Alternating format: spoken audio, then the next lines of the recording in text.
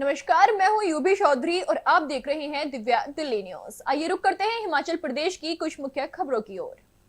हिमाचल प्रदेश में बेसहारा गौवंशों की देखभाल कर रही गौशालाएं 3 महीने से सरकारी सहायता न मिलने के कारण आर्थिक संकट में हैं। पापटा साहिब के गौसेवकों ने एसडीएम के माध्यम से मुख्यमंत्री को ज्ञापन सौंपकर जल्द राहत की मांग की है। आपको बता दें, सचिन ओबरॉय ने बताया कि 25,000 गोवंश पर संकट मंडरा रहा है, क्योंकि ना तो 700 रुपये प्रति पशुओं की पूर्व सहायता मिल रही है और न ही घोषित 1,200 रुपये लागू की गई है। गौसेवक ने चेतावनी दी है कि यदि सरकार ने ठोस कदम नहीं उठाए तो कई गौशालाएं बंद हो जाएंगी। उन्होंने स्थायी आर्थिक तंत्र और पंचायतों की भागीदारी की भी मांग की है।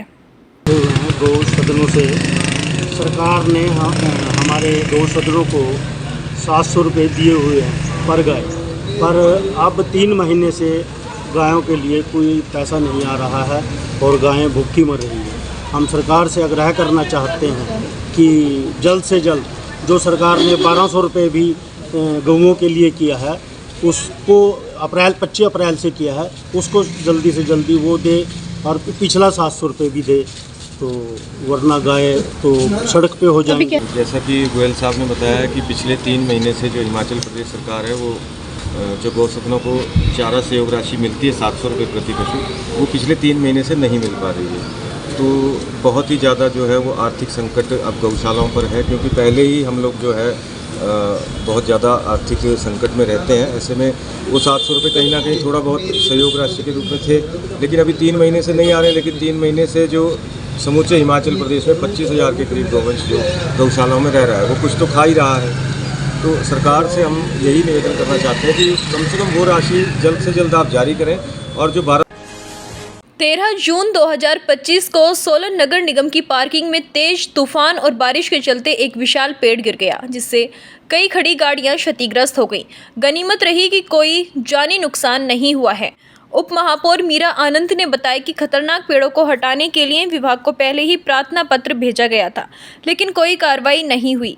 उन्होंने जनहित के मामलों में त्वरित कार्रवाई की मांग की है। आज देखिए यहाँ पर दोपहर में जो है पेड़ गिरा है और कार का कुछ नुकसान हुआ है। शुक्र है कि यहाँ पर कोई ऐसी जान मान की कोई घटना नहीं घटी है। मेरा यही निवेदन रहता है कि जब भी कोई एप्लीकेशन आती है हमारे पास, सरकार के पास, कि पेड़ गिराने के लिए, उसका तुरंत जो उसका विजिट किया होना चाहिए कि पेड़ जो है किस पोजीशन में है, जल्दी गिरने वाला है, लंबा बहुत पेड़ है, आबादी के घनी आबादी के बीच है। ये सारी चीज़ों को मद्देनज़र रखते हुए जो है, जो ऐसे पेड़ है जो कि बिल्कुल गिरने वाले, साफ पता चल रहा है कि गिरने वाले हैं, तो उनको जो परमिशन है तुरंत दी जानी चाहिए। हिमाचल प्रदेश भवन निर्माण एवं अन्य सनिर्माण कामगार कल्याण बोर्ड के अध्यक्ष नरदेव सिंह कंवर ने कहा कि श्रमिकों की शोधा कल्याणकारी योजनाओं का लाभ गलत तरीके से लेने वाले साधन संपन्न लोगों पर सख्त कार्रवाई होगी। बड़सर और भोरंज की पंचायतों में ऐसे 38 मामलों का पता चला है, जहां अपात्र लोगों ने 10 लाख रुपए से अधिक का लाभ उठाया। संबंधित अधिकारियों, कर्मचारियों और पंचायत प्रतिनिधियों पर की गई कार्रवाई होगी। उन्होंने बताया कि पात्र श्रमिकों तक योजनाओं का लाभ पहुंचने के लिए राज्य भर में केवाईसी अभियान चलाया जाएगा।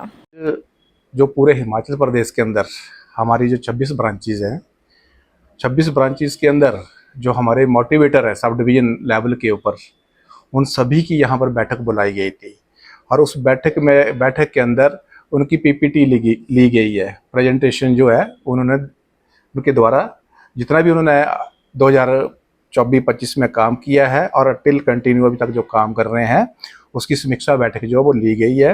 और जो कमियां सब डिवीज़न लेवल के ऊपर या उनको जो समस्याएं आ रही हैं, उन समस्याओं से मुझे उन्होंने अवगत करवाया है। और अवगत करवाने के बाद जो है उन समस्याओं को सुलझाने के लिए हमारा बोर्ड जो है वो कृत संकल्प है। उनकी समस्याओं को अतिशीघ्र जो है वो हम सुलझाने का प्रयास करेंगे।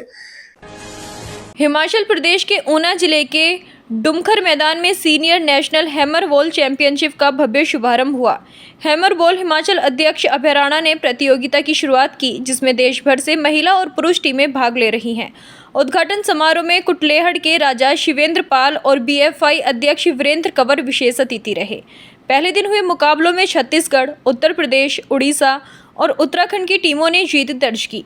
वीरेंद्र कंवर ने हैमर बॉल को हिमाचल ओलंपिक एसोसिएशन में मान्यता दिलाने का आश्वासन दिया। वहीं आयोजन में स्थानीय प्रशासन और खेल विभाग की अहम भूमिका रही और डुमखर मैदान को भविष्य का प्रमुख खेल स्थल माना जा रहा है। उड़ीसा से और मेरे साथ मेरी दो टीमें आई हुई हैं। मेरी गर्ल्स की भी टीम और मेरी बॉयज़ की भी टीम।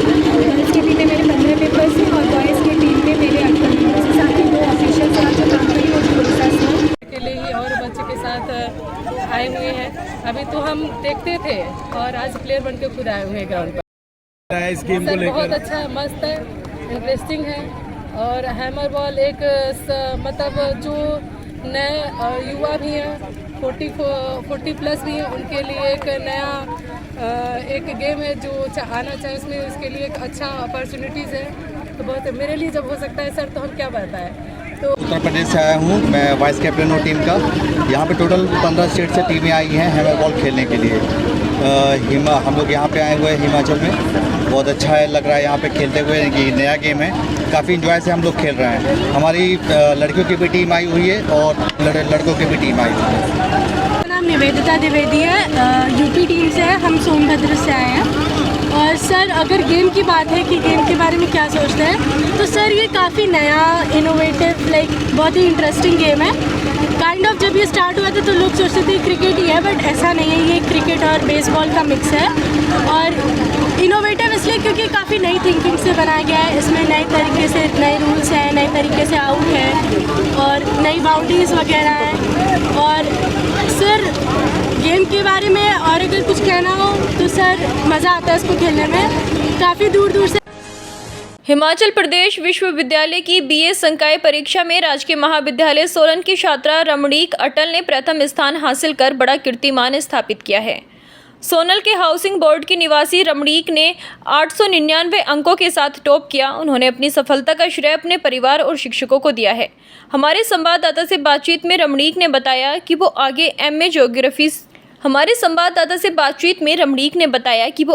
एमए ज्योग्राफी में प्रवेश लेकर यूपीएससी की तैयारी करेंगी। उन्होंने युवाओं से अपील की कि वो लक्ष्य निर्धारित कर निरंतर मेहनत करें, क्योंकि सफलता का कोई शॉर्टकट नहीं होता। रमणीक की इस उपलब्धि पर परिवार बेहद गर्व महसूस कर रहा है। Thank you sir. हाँ जी, मेरे एग्रीगेट में 2400 में से 2091 मार्क्स हैं, एग्रीगेट ऑफ 3 इयर्स, और इसकी CGPA 8.99 है। तो इसके बाद सर मैं MSc इन ज्योग्राफी परस्यू करूंगी और उसी के साथ UPSC की तैयारी पैरेलल में होगी। तो फाइनली जो टारगेट है वो UPSC का है। हमीरपुर में दिव्यांगजनों के सशक्तिकरण के लिए कार्य कर रही पहचान संस्था ने 1 दिवसीय कार्यशाला का आयोजन किया, जिसमें जिले भर से दिव्यांग बच्चों और उनके अभिभावकों ने भाग लिया। मनोचिकित्सक डॉक्टर शीतल वर्मा ने मानसिक विकास और व्यवहारिक समस्याओं पर उपयोगी सुझाव दिए। कार्यशाला में बच्चों के लिए IQ टेस्ट, रचनात्मक गतिविधियां, खेल और परामर्श सत्र आयोजित किए गए। प्रधानाचार्य चेतन शर्मा ने बताया कि ऐसे आयोजन विशेष बच्चों को समाज की मुख्यधारा से जोड़ने में सहायक होंगे। अभिभावकों ने भी इस पहल के लिए संस्था का आभार जताया। बहुत बढ़िया, इन्होंने बहुत बढ़िया सिखाया हमें बच्चों को किस तरह से इनके साथ टैकल करना और किस तरह से इनको ये करना। बच्चों के लिए लगाया हमने। एक्चुअली हमारी IQ टेस्टिंग हम बच्चों की करवाते हैं, क्योंकि IQ टेस्टिंग करवाने का जो मोटिव था हमारा वो था जैसे बच्चे की सोचने और समझने की क्षमता कितनी है। क्योंकि बच्चों को हम लोग जो आए दिन हम लोग बच्चों पे प्रेशर डालते रहते हैं, हम लोग उनको वर्कआउट करवाते हैं कि बच्चा जो है अच्छे से करेगा, अच्छे से काम करेगा। लेकिन क्या होता है कि बच्चा जो है हम केवल एक्स्ट्रा इतना प्रेशर डाल देते हैं कि बच्चा अपने मेंटल लेवल को जो है वो उसके हिसाब से जो उसको कवर नहीं कर पाता है। तो इसलिए हमने IQ टेस्टिंग करवाई कि कई बार बच्चे हमारे 12 साल के हैं तो उनका IQ जो है वो 7 साल के बच्चे का है।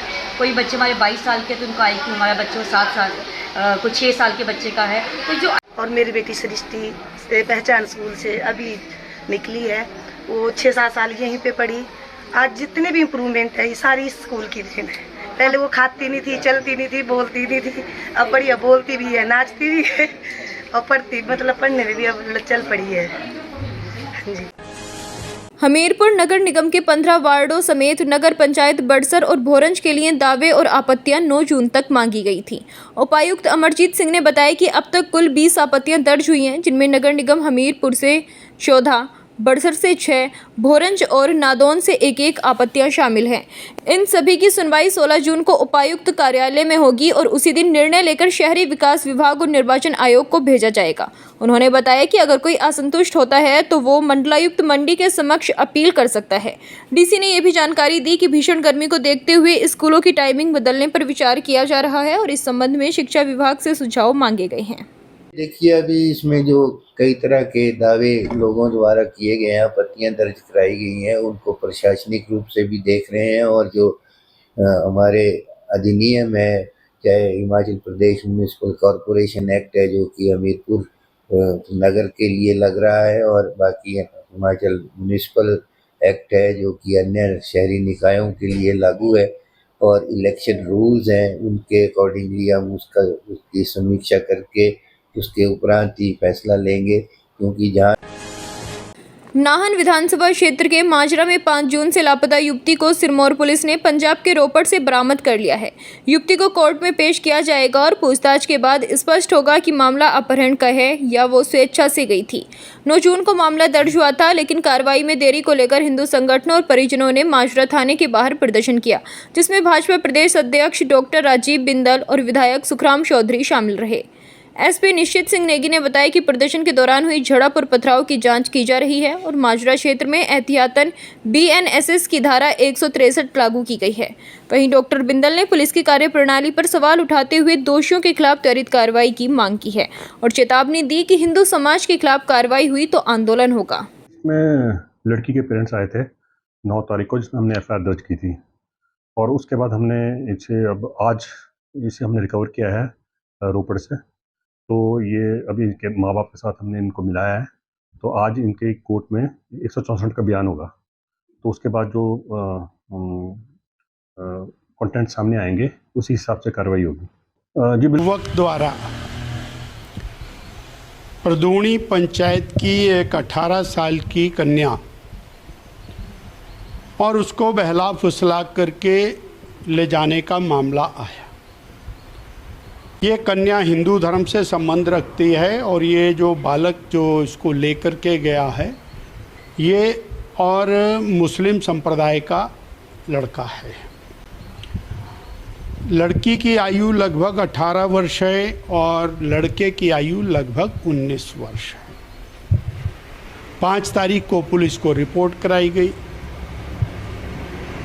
5, 6, 7, 8 सभी गांव के लोग इंतज़ार करते रहे कि कुछ इसके ऊपर कार्रवाई होगी, कुछ तथ्य निकलेगा, परंतु जनता का गुस्सा बढ़ता चला गया और 10, 11, 12 सड़कों पर उतरा। बार बार पुलिस आश्वस्त करती रही आज लड़की को बरामद करेंगे, शाम को करेंगे, सुबह करेंगे। अंततः गत्वा कल शाम को 5 बजे जनता का धैर्य टूट गया, जो लगातार सड़क के ऊपर धरना करनी थी और पिपली वाला। सर्वजन कल्याण सभा ने शनिवार सुबह 9 बजे गांधी चौक पर ठंडे मीठे पानी की छबील लगाई, जिसमें बड़ी संख्या में लोगों ने आकर प्यास बुझाई। सभा के पदाधिकारी नवीन शर्मा ने बताया कि भीषण गर्मी से राहत देने के लिए जिले के विभिन्न स्थानों पर ऐसी छबीलें लगाई जाएंगी। साथ ही सभा द्वारा कई जगह योग शिविरों का भी आयोजन किया जा रहा है, जिसमें लोगों की अच्छी भागीदारी देखने को मिल रही है। सर्वजन कल्याण सभा आपको जैसे पता ही है कि समय समय पर अलग तरह की सामाजिक गतिविधियां करती रहती है और आज सर्वजन कल्याण सभा ने हमीरपुर में गांधी चौक में जो है वो छबील का आयोजन किया है, क्योंकि हम सबको पता है कि आजकल बहुत जून का महीना है और बहुत गर्मियां पड़ रही हैं और हमीरपुर में भी जो टेम्परेचर है वो 38 से 42-43 के बीच में रह रहा है। तो इस भीषण गर्मी में संस्था ने फैसला लिया कि अलग अलग स्थानों पे, आज तो केवल गांधी चौक पे एक छबील लगी है, अलग अलग स्थानों में हमीरपुर में जो है वो आने वाले समय में हमारी संस्था छबील लगाएगी। हमारी संस्था के योग शिविर भी चले हैं, हम स्थान स्थान में हर पंचायत में विद्या केंद्र भी खोल रहे हैं। तो ऐसी सारी सामाजिक गतिविधियों को ध्यान में देखते हुए अभी गर्मियों के मौसम में हमारी संस्था ने निर्णय लिया है कि हम अलग अलग दिन में अलग अलग स्थानों में जो छबील लगाने का काम करेंगे। धन्यवाद। फिलहाल के लिए मेरे साथ इतना ही। ऐसी तमाम हिमाचल प्रदेश की बड़ी खबरों को जानने के लिए देखते रहिए दिव्या दिल्ली न्यूज। जानने के लिए अभी टाइप करें दिव्य दिल्ली न्यूज, नीचे दिए गए सब्सक्राइब बटन को दबाएं। और नोटिफिकेशन के लिए दिए गए बेल आइकन को क्लिक करें। हमारे वीडियोस को लाइक, शेयर और कमेंट करना ना भूलें।